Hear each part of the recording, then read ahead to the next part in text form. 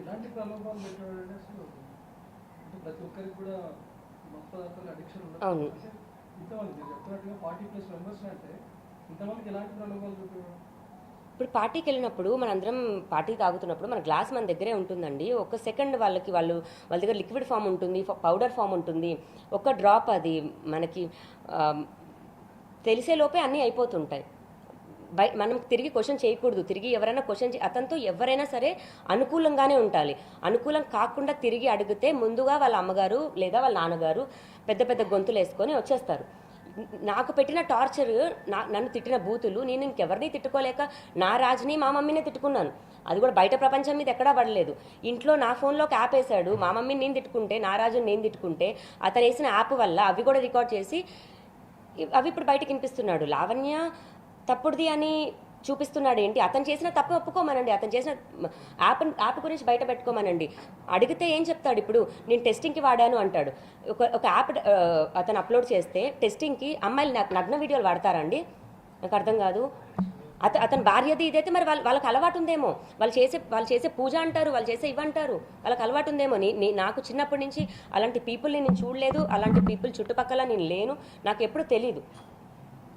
Mobile సంబంధించినటువంటి evidence కొన్ని దగ్గర పెట్టుకొని మొబైల్ సంబంధించిన వీడియోలు పెట్టుకొని మాకు అర్ధరాత్రుల పూట 30 లక్షలు అంటుంది, తర్వాత 2 కోట్లు అంది, 5 కోట్లు అంది, 50 కోట్లు అంటుంది, రకరకాల ఇదే పనిగా మమ్మల్ని ఇబ్బంది పెడుతుంది అనేది మస్తాన్ సాయి తల్లిదండ్రులు చెప్తున్నారు. దానికి సంబంధించి ఏం చెప్తారా? ఇప్పుడు మీ అందరికీ కూడా అవగాహన ఉంటుంది. ఎవరైనా ఒక మనిషి తీసుకొని బ్లాక్మెయిల్ చేయాలనుకుంటే దాన్ని 2 సంవత్సరాలు ఎవరూ సాగదీయరు. నేను ఆ పని ఏమీ చేయలేదు. నువ్వు ఇప్పుడు ఒక ఆడియో కూడా బహిరంగ రిలీజ్ అయింది. అది ఇప్పుడు నేను నా నోటితో కూడా నేను చెప్పదలుచుకోలేదు. మరి ఇప్పుడు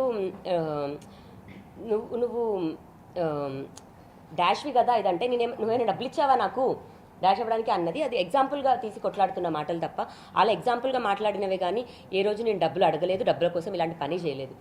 అతను తప్పు చేశాడు. తప్పు కూడా కాదు, క్రైమ్. అతను ఇలా చేయడం, ఆ క్రైమ్ని మాత్రమే బయట పెట్టాలి అనుకున్నాను. ఎందుకంటే అతను ఫ్యూచర్లో ఇంకా ఇది ఆగట్లేదు. 2 సంవత్సరాలు అవుతుంది. అతని మీద పెట్టిన కేసు 1.5 year అవుతుంది. ఇదే ఇంట్లో కూర్చున్నాడు. నేను బయట ఉన్నాను. ఇదే ఇంట్లో కూర్చొని కూడా అతను లాస్ట్ వీడియో చేసుకున్నాడు ఇంకో అమ్మాయితో మాట్లాడుతూ. అతని క్రైమ్ ఈ రోజు వరకు కూడా ఆగట్లేదు. ఇంకా ఇది ఆగాలి. అది పోలీసులే ఆపాలి, ఈ జనాలే ఆపాలి, వాళ్ళ తల్లిదండ్రులతో ఆపించాలి.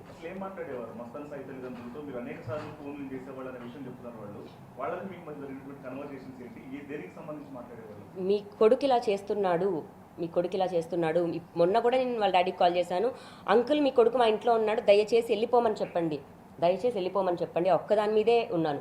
మరి అతని డేటా నేను ఇప్పుడు తీసుకున్నాను అన్నప్పుడు 2 సంవత్సరాల క్రితం కూడా మరి నా డేటా, రాజతరుణ్ డేటా మా ఇద్దరిది గుప్పెట్లో పెట్టుకొని కూడా అంతే అన్నాడు. మీ మీద క్రైమ్ చేస్తానో మా డేటా తీసుకోలేదే, లావణ్య క్రైమ్ చేసింది అని చెప్పి డేటా తీసుకున్నామని చెప్పండి.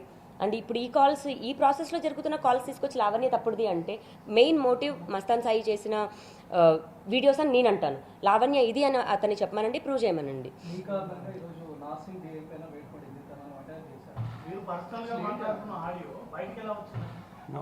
దానికి లీగల్గా ఎలాంటి కన్ఫర్మేషన్ లేదండి.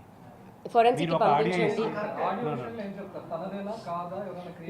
నా అరెస్ట్కి ఇప్పుడు నేను ప్రిజన్ నుంచి బయటకు వచ్చాక నాకు ఇప్పుడు బేసిక్ ఎటువంటి సపోర్ట్ లేదండి. అండ్ రాజ్ని కూడా ఎప్పుడు ఇన్వాల్వ్ చేయలేదు. రాజ్ తరుణ్ కూడా బేసిక్ లాయర్ని కూడా ఎప్పుడు నాకు పెట్టలేదు.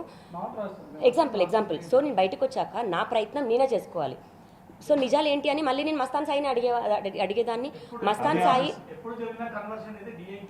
అదే అండి, నేను సెప్టెంబర్లో, లాస్ట్ ఇయర్ సెప్టెంబర్లో ఆ ప్రాసెస్ ఏం జరుగుతుందంటే నన్ను అరెస్ట్ చేయించింది త్రూ డిఐగా అని మస్తాన్ సాయి నాకు చెప్పినప్పుడు,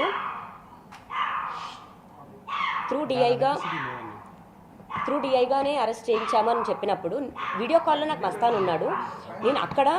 నేను కాల్ చేస్తున్నాను, ఆఫీసర్తో నేను మాట్లాడుతున్నాను. ఆయన నాకు కలిసి చెప్తాను అన్న ఒక మాటకి మీరు కలిసి చెప్తా అన్నారు కదండి ఏంటి అని అడిగితే ఆయన నేను ఇప్పుడు బయట ఉన్నాను, పార్టీలో ఉన్నాను అని అన్నప్పుడు నేను అది నిజం నాకు రావాలి. ఇప్పుడు నేను అతనితో పర్సనల్గా మాట్లాడుకున్న ఒక కాల్ అయితే మస్తాన్ సాయిని వీడియోలో పెట్టుకొని మాట్లాడాల్సిన అవసరం లేదండి. ఇప్పుడు అతను వాళ్ళ డాడీ మేము పోలీసులకి డబ్బులు ఇచ్చాము, ఇతనికి అంత ఇచ్చాము, ఛార్జ్షీట్ మార్పించుకుంటున్నాము అని అతని దాంట్లో అతను చెప్పుకున్నప్పుడు నేను తప్పించుకోవడానికి నేను ఒకటి చెప్పుకోకూడదా? నేను ఒక్కదాన్ని ఆడుతున్నాను, ఆడదాన్ని. 10 మంది ఉన్నారు దీని చుట్టూ. నేను ఆ కోణంలో చెప్పుకున్న ఒక దాంట్లోనే అది కూడా మస్తాన్ సాయి ఎదురుగా ఉన్నాడు. అప్పుడే మాట్లాడిన కాల్ని దాన్ని కూడా తప్పుగా తీసుకొచ్చారు. అది కూడా నేను ప్రూవ్ చేసుకోగలను. ఎందుకంటే ఎదురుగా కాల్లో ఫుల్ కాల్ అదే హార్డ్ డిస్క్లో ఉంది. దాన్నే పోలీసులు కూడా బయటకు వదిలితే బాగుంటుంది. అందులో మస్తాన్ సాయితో వీడియో కాల్లో ఉన్నాను నేను, పోలీస్ ఆఫీసర్తో కాదు. వీడియోలలో ఉన్న